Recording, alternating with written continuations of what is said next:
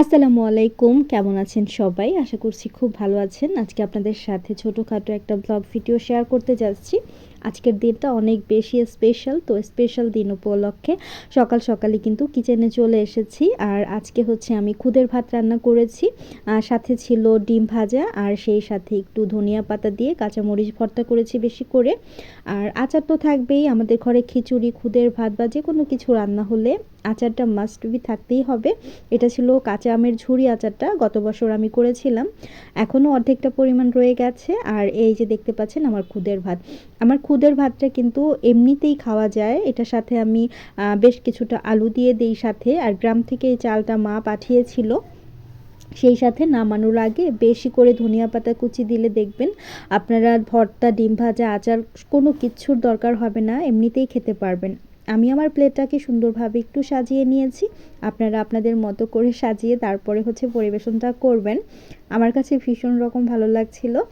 আর শীতের সময় দেখবেন এই টাইপের নাস্তাগুলো সকালে কিন্তু খুব ভালো লাগে। কাজির ভাত, খুদের ভাত বা গরম ভাতের সাথে যে কোনো টাইপের বেগুন, শিম এই টাইপের ভর্তাগুলো কিন্তু অনেক বেশি ভালো লাগবে। সকালে ব্রেকফাস্ট করে নিয়েছি। আর ব্রেকফাস্টের পরে এই ভিডিও ফুটেজটা হচ্ছে ঠিক 12টার দিকে। দুপুর 12টার দিকে 1 কাপ চা না খেলে কিন্তু একদমই ভালো লাগে না। আর সিজন যেহেতু চেঞ্জ হয়েছে, বাচ্চাদের প্রচুর ঠান্ডা লেগেছে, তো ওদের জন্য দেখা যায় রং চাটা আমাকে বানাতেই হয়। তেজপাতা, লং, তারপর হচ্ছে লেবু দিয়েছি আমি সাথে। তো সব কিছু দিয়ে আমি জাস্ট চা বানিয়ে নিয়েছি, ওদেরকে দিয়ে দিয়েছি। আর আমি এখানে একটু লেবুর রস দিয়ে তারপরে চাটা পরিবেশন করব। আর এই চাটা আমার কাছে এত ভালো লাগে, লেবুর রসটা দেওয়ার সাথে সাথেই এর কালারটা একদম চেঞ্জ হয়ে যায়। খুবই সুন্দর একটা কালার চলে আসে আর কি, দেখতেও ভীষণ ভালো লাগে। যাই হোক, আমি চা পান করে নিয়েছি। তারপর আসলে সারাদিন অনেক কাজকর্ম করেছি। আজকে আমার মামনির স্পেশাল বার্থডে ছিল। এই যে মিডলে বসে আমার মেয়েটা কিন্তু অনেক অসুস্থ। তো অসুস্থ থাকার কারণে আমাদের বার্থডে কখনোই ওইভাবে জমকালো ঘটা করে করা হয় না, ঘরোয়াভাবেই করা হয়। আর এই যে যে বাবুটাকে দেখতে পেলেন, এটা কিন্তু আমার রাইয়ান বাবা সোনা। আর মাঝে বসে আমার মেয়ে, দুই সাইডে কিন্তু আমার মেজো ভাইয়ের মেয়ে দুইটা।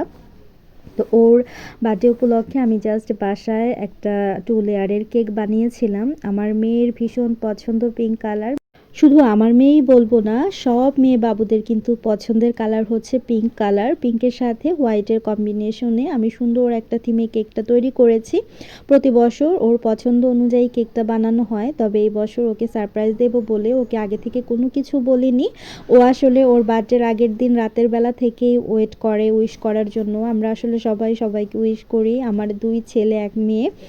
সবসময় চেষ্টা করি ওরাও কিন্তু আমাদের বার্থডে এলে রাত 12টার পরে উইশ করবে। তো ও যখন দেখেছে ওকে উইশ করা হয়নি, ও ভীষণ রকম মন খারাপ করেছে। তবে আমাদের কারো কাছে কিন্তু কিচ্ছু বলেনি। সারাদিন আমাদের সাথে খুব ভালোভাবেই কথা বলেছে, একদম মন খারাপ করেনি। তবে আমি সময় মতো একা একাই আর কি সব কিছু করেছি। যেহেতু হাঁটাচলা করতে পারে না, আমি কখন কি করেছি ও কিন্তু কোনো কিচ্ছুই জানে না। আমি আমার মেজো ভাইয়ার বাসা, ভাইয়ারা যেহেতু আমাদের বাসার কাছেই থাকে, ভাবিকে বলেছি তোমরা ঠিক 8টার দিকে আসবে আমাদের বাসায়। রাত 8টার দিকে এসে ওকে জাস্ট উইশ করবে। দেখি ওর মানে অনুভূতিটা কেমন হয়। ও আসলে এত বেশি এক্সাইটেড ছিল, এত খুশি ছিল। তো আমি যখন বিরিয়ানি রান্না করছিলাম তখন আমাকে কিন্তু ঘ্রাণে জিজ্ঞেস করছিল যে মা তুমি বিরিয়ানি রান্না করছো? তো আমি বললাম যে দুপুরে তো ওইভাবে ভালোভাবে কোনো কিছু রান্না করিনি, তো ভাবলাম রাতের বেলা তোমাদের জন্য একটু বিরিয়ানি রান্না করি। ও কিন্তু ভাবতেই পারেনি বা বুঝতেই পারেনি যে ওর বার্থডে উপলক্ষে এগুলো করেছি। আর মাদ্রাসা থেকে আমি কিছু এতিম বাচ্চাদেরকেও বলেছিলাম, ওরাও এসে রাতের বেলা খাবে ওদের সাথে। তো ওদেরকে খাবারটা অলরেডি দিয়ে দেওয়া হয়েছে। আমার অন্য যে বেডরুম আছে সেখানে ওদের খাবারটা দিয়ে এই তো বাচ্চাদের নিয়ে আনন্দ ফুর্তি করে তারপর পায়েস করেছিলাম। আর এই ছিল আমার আজকের ছোট্ট ব্লগসটা।